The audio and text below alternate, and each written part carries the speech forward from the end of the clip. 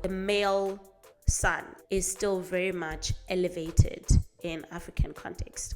And it adds a very different dynamic when the daughter has more financial means than the other siblings. Do you say anything in family meetings? Or are the family meetings about you?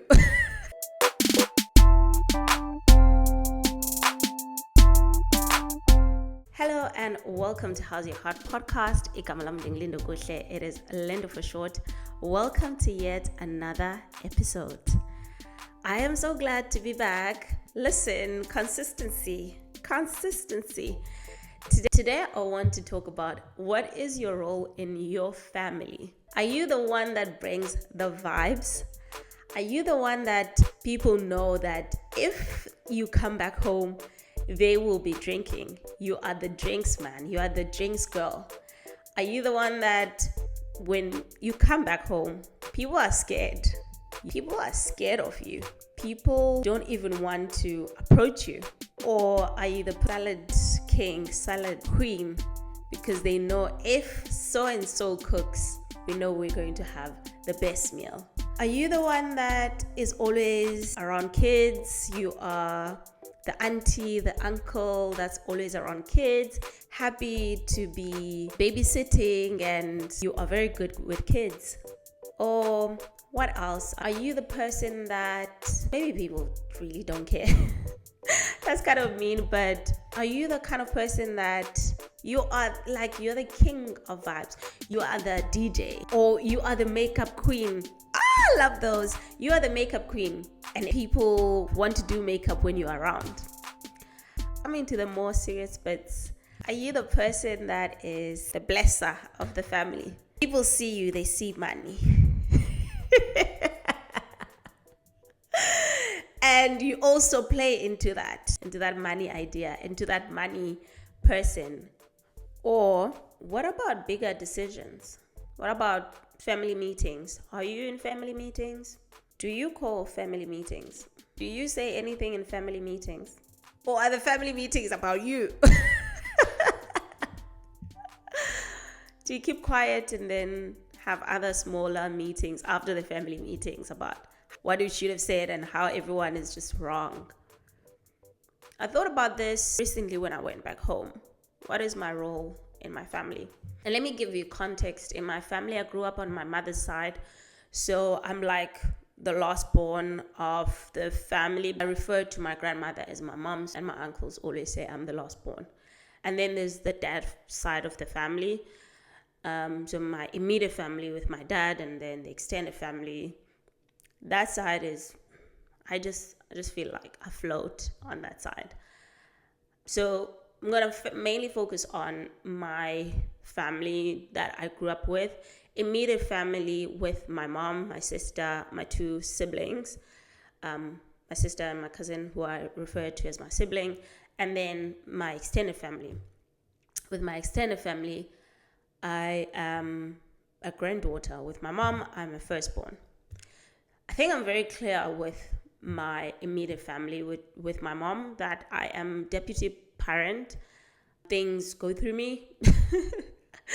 Discipline goes through me, and I'm very clear about that. Like, I know that if something were to happen to my mom, touch wood, I don't have wood near me, like my sisters and my brother would be my sole responsibility.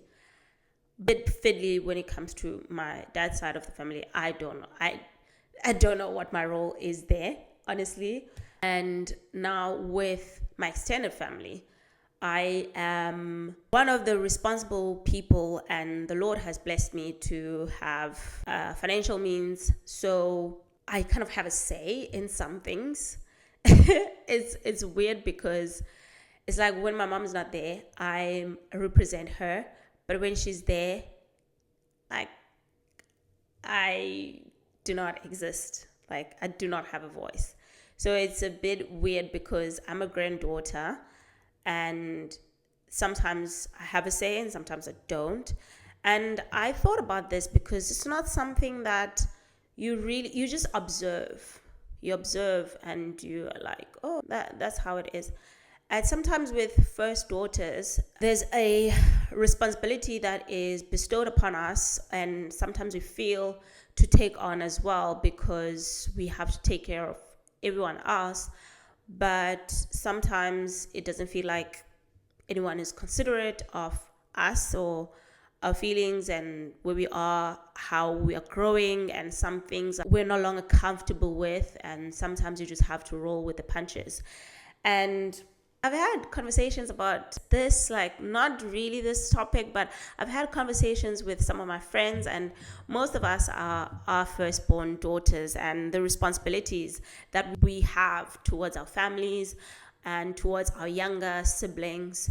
And it's really sometimes a responsibility that you just find yourself with, and sometimes you just take on, and sometimes it's forced upon you, and most people don't know how to push back.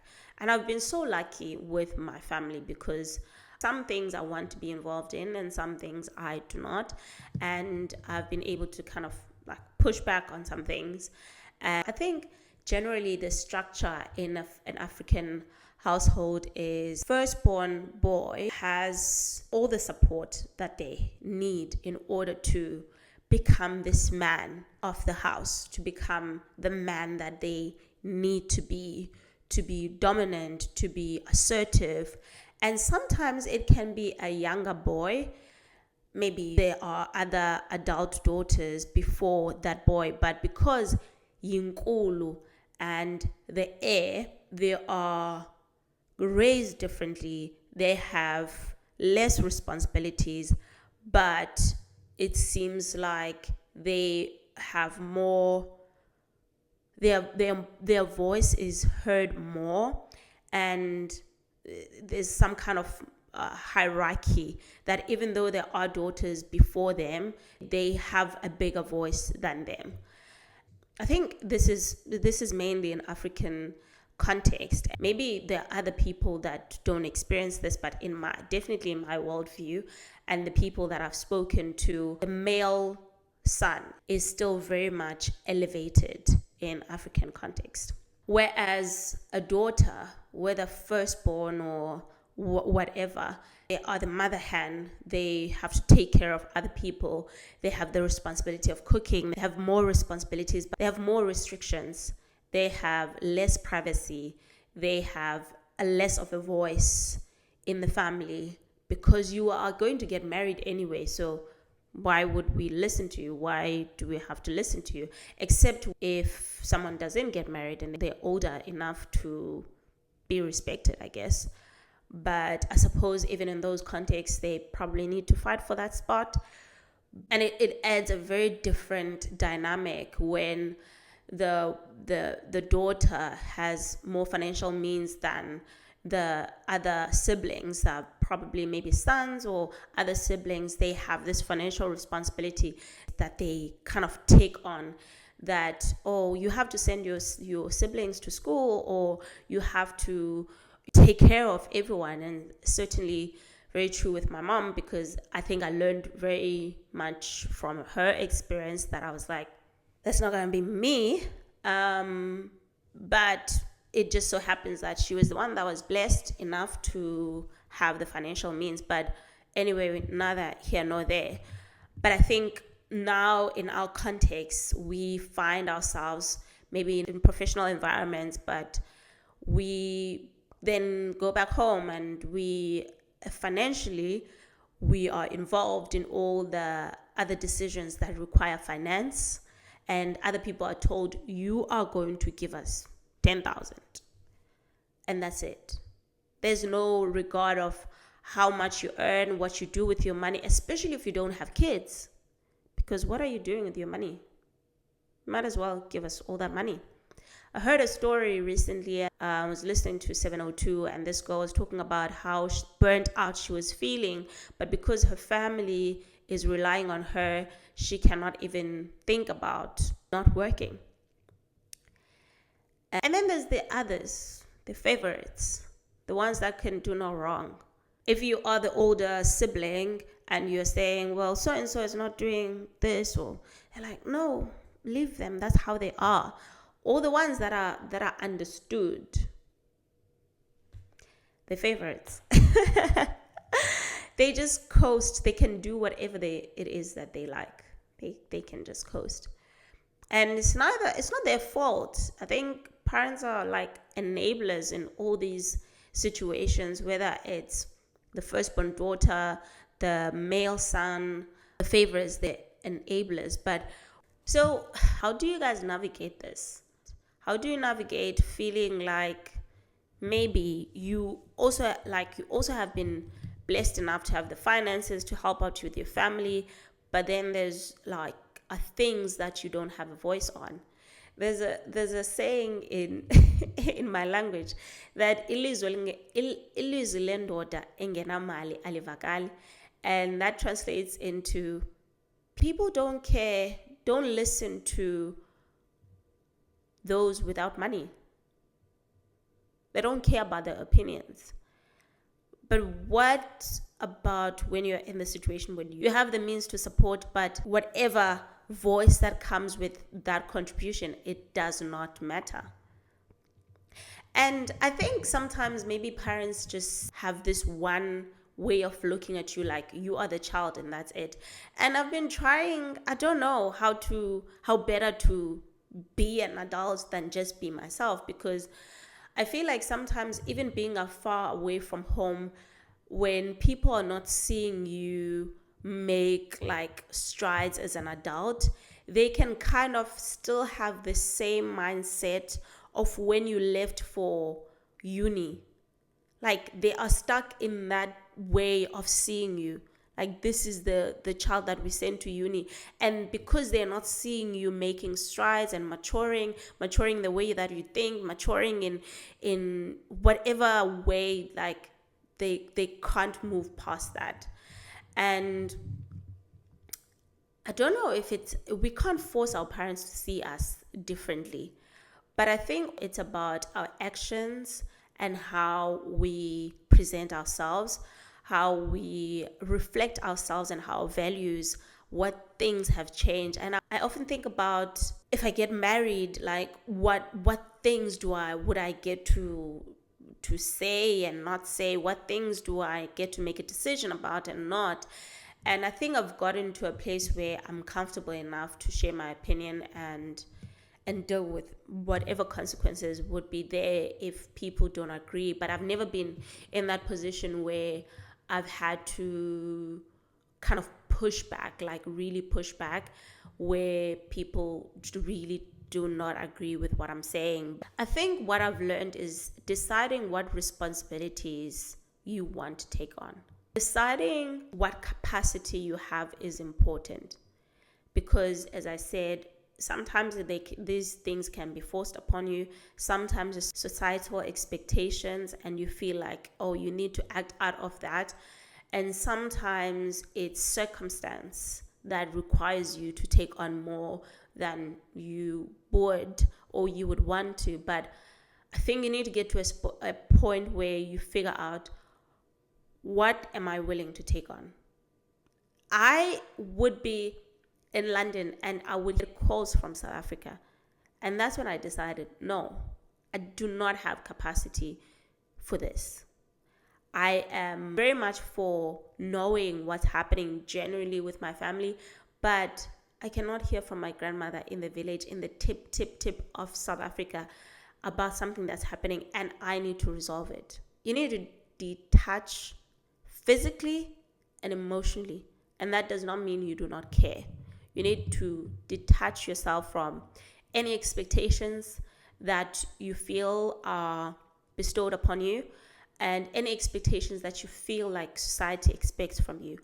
And coupled with that, deciding what your capacity is. And this does not mean in any way focus on any financial means.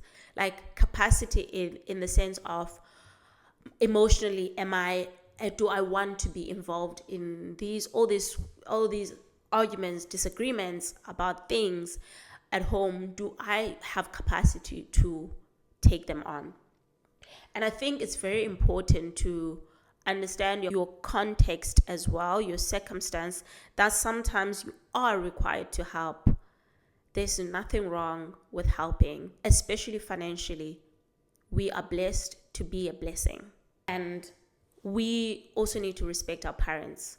We respect our guardians, everyone. We respect them. We still need to. It doesn't mean that just because you're pushing back, there's any disrespect. You need to do it in a respectful manner. And with bigger decisions, thinking about your role in your family and your voice, is it being heard? Do you feel like your voice would be respected? Do you even want to be? Do you even want to be part of those conversations? Like, you need to ask yourself, how invested do I want to be in these conversations? Because sometimes some things I'm like, yeah, I don't want to know. I don't want to know. I don't know if I want to be that adult that cares about everything. Like, everything that has to do with my family, like every meeting I'm there, like, nope. There's certain things that I'm like, I don't want to be invested in that. No. I think this is very important as well. If you want to have a voice, you have to be responsible. You have to have a certain way of acting, because people will not trust you, will not trust your opinions, will not trust your voice if you also are not responsible. So it goes hand in hand. Like, you have to respect your parents, have to respect your elders, but also you have to act responsible so that people see, oh, okay, we can trust them. We can trust them with this. But if you are at a stage in life where you're contributing, especially financially, emotionally, more than you want to, carrying more responsibility than you want to, but you still feel like you're being treated as a child, it's important for you to either have a healthy conversation, setting boundaries, or deciding for yourself. Because, yeah, sometimes our families are not let's talk about our feelings and all of that, but maybe deciding within yourself that, okay, this is what I'm going to do for myself moving forward, and saying, okay, I want to be in part of family meetings and stuff like that, but you need to decide for yourself how you want to show up and what role you want to play in your family, and figuring out how to move from being an adult child is difficult, because you have your own voices, you have your own opinions, but you'll always be a child to your parents, your elders. However, you can grow from that, and you can mature, you can change the way that they see you, so that they see you as someone they can respect the opinions of and respect their voice.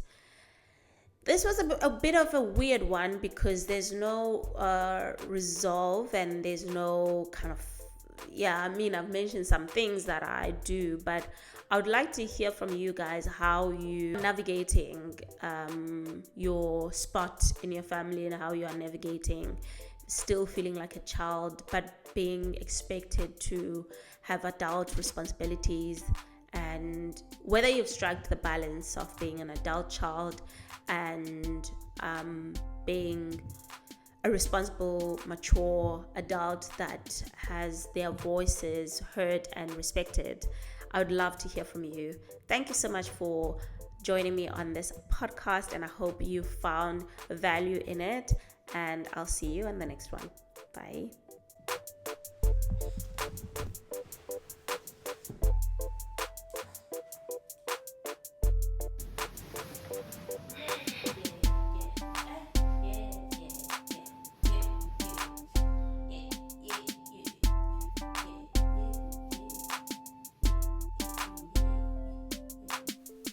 Thank you for watching. Don't forget to like, share, and subscribe. See you on the next one.